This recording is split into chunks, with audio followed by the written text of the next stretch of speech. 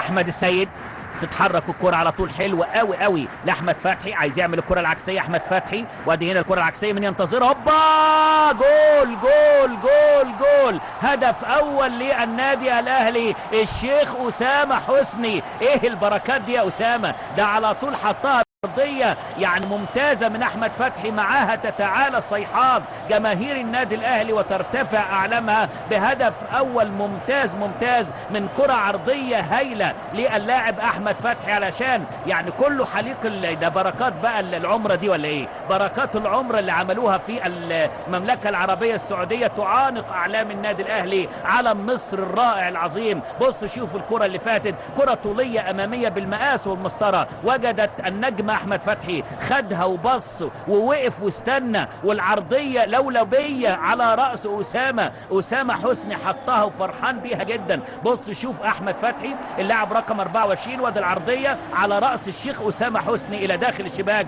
علشان النادي الاهلي يتقدم بهدف اول الحقيقه في احداثها. اشرف لمسه من جديد لفريق النادي الاهلي، ايمن يلا يا ايمن، يلا اسرع يا ايمن، ادي دومينيك، وادي المحاوله، وادي التحضير، يلا دومينيك الثاني الثاني الثاني الثاني، الله الله الله الله على دومينيك وحلاوته، الله على دي سيلفا وجماله، رغم ان هو غير مكتمل. يا ولد يا ولد يا ولد، هي الثاني يفتتح بعد ما عندته الكرة جدا جدا اول اهدافه الرسميه مع فريق النادي الاهلي، رغم ان هو صاحب 5 اهداف في المباراه التجريبيه والوديه. دومينيك دي سيلفا معاها ترتفع الاعلام، معاها تتعالى الصيحات، معاها النادي الاهلي ينطلق بهدفين دون رد.